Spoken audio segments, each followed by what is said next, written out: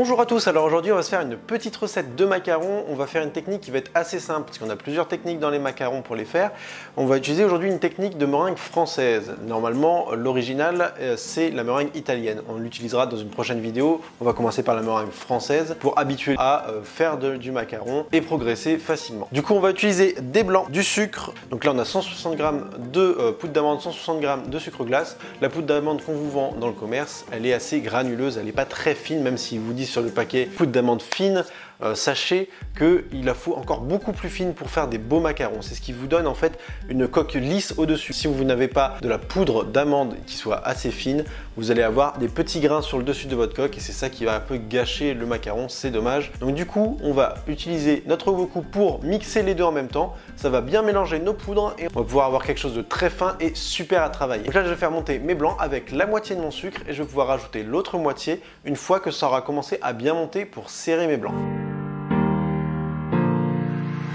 La texture ne m'a l'air pas trop mal, donc je vais rajouter la deuxième partie de mon sucre en deuxième vitesse.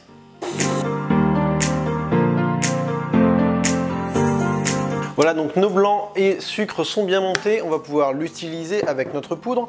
Moi je vais utiliser une maryse pour garder les mains au propre et on va venir en hauteur.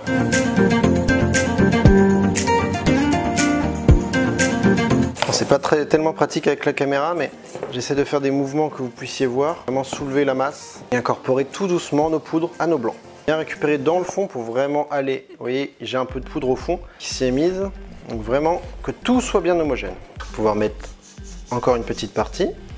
L'idéal, c'est d'incorporer en 3 fois. Et vous voyez, notre pâte à macarons est prête. On va pouvoir la séparer pour faire plusieurs recettes. Je vais séparer ma masse en 4 parties, donc une blanche, une marron, une verte et une rouge. La rouge ce sera pour les fruits rouges, la verte pour la pistache, la marron pour le caramel et la crème brûlée et la blanche pour la vanille, le Nutella et crème brûlée. Crème brûlée, on va prendre une coque blanche, une coque marron et on va mettre la crème au milieu. On va avoir le côté caramel et le côté vanille. Pour la Nutella, on va utiliser juste la coque blanche et on va mettre un peu de poudre de cacao par-dessus pour donner ce côté gourmand. Et la vanille, on va utiliser soit une coque blanche sans rien dessus, soit on va mettre un peu de grains de vanille dessus. Pour colorer mes macarons, je vais utiliser du colorant poudre et non liquide parce que le liquide va liquéfier votre pâte et vous n'allez pas avoir des beaux macarons en sortie de four. Deuxième chose, vous allez avoir une maîtrise aussi très importante de la couleur que vous voulez et vous allez avoir besoin de très peu de colorant poudre pour vraiment colorer parfaitement vos macarons. Je vais utiliser une pointe de couteau pour doser mon colorant. Vous voyez, j'en ai très peu et ça va suffire pour vraiment colorer la pâte. Je vais faire la même pour la verte. Donc là, je vais travailler ma pâte à macarons blanche, sans colorant bien évidemment. Et je vais la retravailler parce que j'ai très peu travaillé ma pâte à macarons avec les poudres parce que justement, j'allais ajouter du colorant. Et pour ajouter ce colorant, je vais devoir retravailler ma pâte et donc la liquéfier. Si je la liquéfiais de trop, ma pâte à macarons en sortie de four serait vraiment pas très belle. Donc là, je vais travailler très légèrement ma pâte pour qu'elle s'étale très doucement, qu'elle soit pas trop solide et pas trop liquide. Vraiment, il y a un juste milieu à trouver et je vais vous le montrer tout de suite en vidéo. Voilà, donc ça, c'est la texture vraiment parfaite pour votre pâte à macarons. Donc il ne la faut pas plus liquide et pas plus solide que ça. Je vais maintenant mélanger ma pâte à macarons rouge. Voilà, donc là évidemment j'ai divisé ma pâte en 4, donc ce qui va être beaucoup plus dur à travailler quand on est sur des petites quantités. Si vous faites une seule saveur, vous allez avoir forcément plus de pâte et travailler beaucoup plus facilement votre pâte. Et c'est ce que je vous conseille dans un premier temps pour vous entraîner si vous n'avez pas l'habitude. Voilà, donc pour dresser nos macarons, on va avoir besoin de quoi? D'une plaque de four, on va avoir besoin aussi d'un moule à macarons. Alors soit vous avez des moules comme ceci avec des formes déjà faites, soit des cile-pâtes avec les dessins dessinés ou pas selon ce que vous avez, ou alors sinon un papier sulfurisé, ça peut suffire aussi. On va avoir besoin d'une poche avec une douille, donc moi j'utilise une douille de 9. Pour certains ça va être trop gros, si vous n'avez pas l'habitude, la pâte elle va descendre très rapidement. Donc ce que je peux vous conseiller, c'est de prendre quelque chose de vraiment beaucoup plus petit et d'appuyer un peu plus fort pour faire la même taille de boule, mais vous aurez une maîtrise beaucoup plus facile pour vous pour dresser vos macarons. Alors je vais faire attention parce que voilà, comme mes bords de plaque sont un peu incurvés, donc je vais devoir dresser ici, mais vraiment que sur en gros ces bandes là je ne les dresse pas.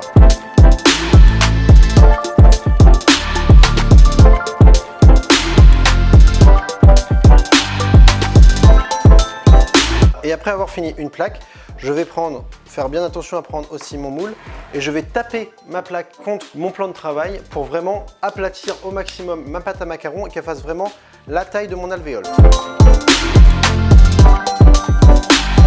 Et vous voyez qu'elles sont étalées vraiment tout de suite. Mes macarons, je vais les laisser sécher pendant 30 minutes à température ambiante dans votre pièce, il n'y a pas de souci. Et on va pouvoir préchauffer notre four à 150 degrés pour pouvoir les cuire à peu près entre, ça dépend de votre four, entre 9 et 12 minutes grand maximum. Pourquoi 9 et 12 minutes à 150 degrés?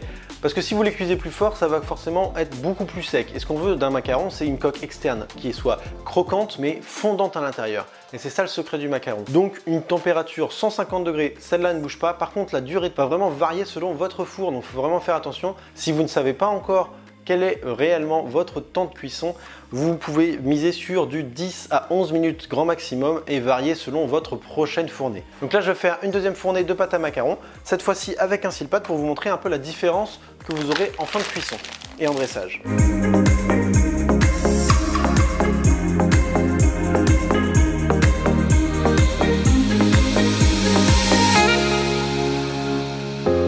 Voilà, donc tous mes macarons sont cuits. On va les mettre au congèle pour les démouler plus facilement. Si vous avez plusieurs plaques, je vous conseille de mettre un papier au-dessus de chaque feuille pour pouvoir superposer, pour pas avoir des traces ou quoi que ce soit qui aurait pu rester en dessous de vos feuilles ou de vos plaques. Une fois que c'est fait, on va pouvoir attaquer les ganaches et les crèmes.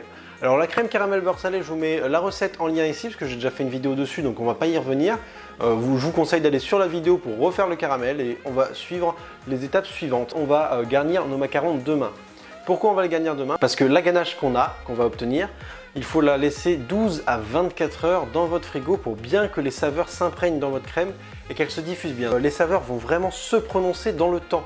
Et là, 12 à 24 heures, je conseille vraiment 24 heures, mais bon, pour les plus gourmands, ils vont même pas attendre une heure. Voilà, donc on va continuer sur nos ganaches. On va avoir une ganache à la vanille du côté droit, une ganache à la pistache du côté gauche. Pour la ganache vanille, on a 110 g de crème dans une casserole, 125 g de chocolat blanc dans un petit cul de poule, un petit récipient. Et pour la pistache, très facile, on a 100 g de chocolat blanc, 100 g de crème, 15 g de pâte de pistache. Il n'y a pas de sucre. Donc en fait, le seul sucre qu'on va avoir, c'est dans le chocolat blanc. Il y a assez de sucre en fait dans le macaron, dans les coques de macaron pour vraiment sucrer le tout. Du coup, on va commencer par notre ganache vanille. On a 2 gousses qu'on va devoir travailler. Donc je prends mon couteau, hop, j'allonge. Je viens tailler dans la longueur, hop.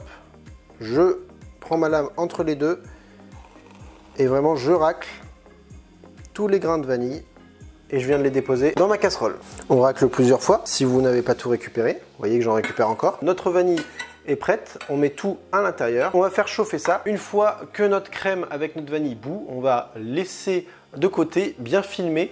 Et on va laisser infuser pendant 30 minutes. Très important pour que la crème vraiment prenne beaucoup de saveur dedans. Et après, on va pouvoir la faire réchauffer encore une fois et verser sur notre chocolat blanc. On y reviendra juste après. Pour la pistache, on va tout simplement faire chauffer notre crème avec notre pâte de pistache dans une casserole. Et on va verser ça sur le chocolat blanc qui n'est pas fondu, hein, je le précise. Et on va mixer tout de suite après avec notre mixeur plongeant. Ma crème, je rappelle 30% de matière grasse bout. Donc là, je vais prendre mon film par-dessus et vraiment imperméabiliser pour que vraiment ça infuse. On va mettre ça pendant 30 minutes sur le côté, ça a bien bouilli. Et on va pendant ce temps faire notre petite ganache à la pistache. Voilà, donc une fois que ma ganache a bien bouilli, je vais mettre toute ma préparation avec ma crème sur mon chocolat blanc. Et on va pouvoir venir mixer avec notre mixeur plongeant sur notre chocolat blanc, notre crème.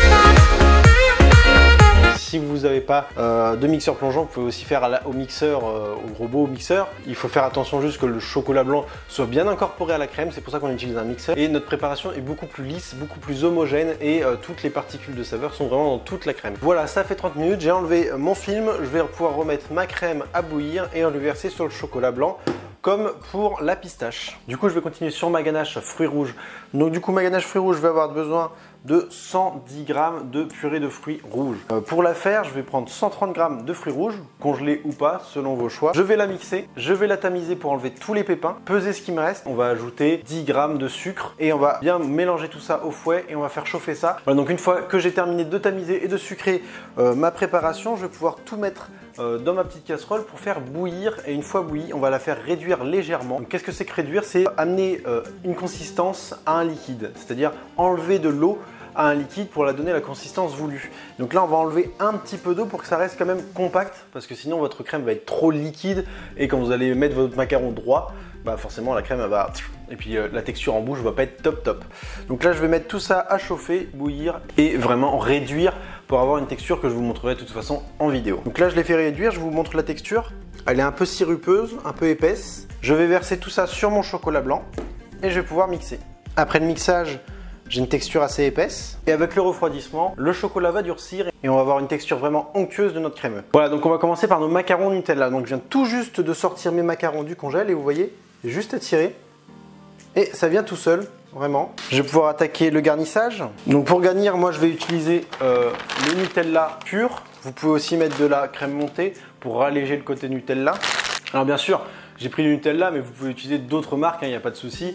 Ou même faire votre propre pâte à tartiner. On va essayer de se faire une recette dans très peu de temps. Vous pouvez vous abonner à la chaîne pour voir les prochaines vidéos, être au courant des dernières vidéos qui vont sortir. Vous pouvez aussi liker cette vidéo si elle vous a plu.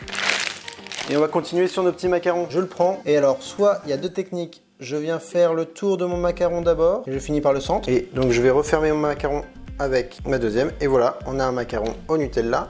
Ou alors, je viens faire une boule. Et je viens refermer avec ma deuxième coque, comme ceci.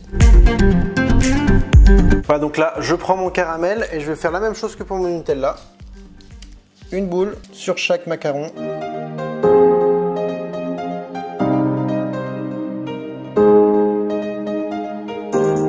Donc là, je prends mon mixeur et je viens mixer vraiment ma ganache pour la faire monter, incorporer un peu d'air. Voilà, donc là on a une texture qui est vraiment idéale à travailler pour une crème à macaron. Donc là je viens de garnir de la même façon que pour mes caramels ou mes Nutella. Donc là on a notre ganache vanille, donc sur le même principe que la ganache pistache. Je vais mixer pour incorporer un peu d'air et la rendre un peu plus lisse pour pouvoir la dresser.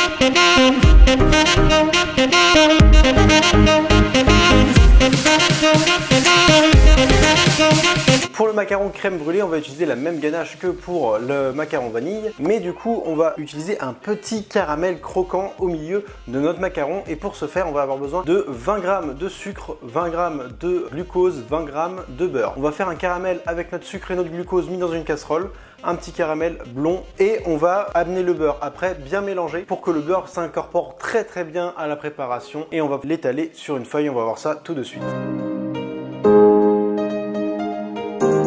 Une fois que le beurre est incorporé, je viens tout déposer sur une feuille. Sur la même feuille, je viens refermer mon caramel et je viens étaler finement.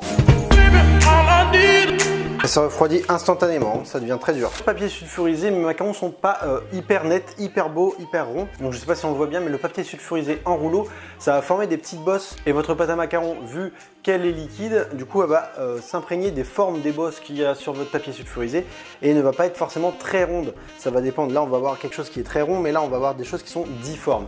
Donc je vous conseille vraiment plus du Silpat ou du papier silicone qui va être un peu plus lourd, un peu plus solide et qui ne va pas se déformer à la cuisson ou même avant cuisson. Donc là je vais faire comme avant, je vais dresser ma crème vanille sur mes macarons et je vais casser des brisures de caramel et les déposer au milieu et en refermer comme ça. C'est vraiment un petit secret à l'intérieur. Quand on va goûter, on va avoir la surprise d'un petit craquant. Et je vais prendre des petits morceaux que je vais mettre au milieu de mon macaron.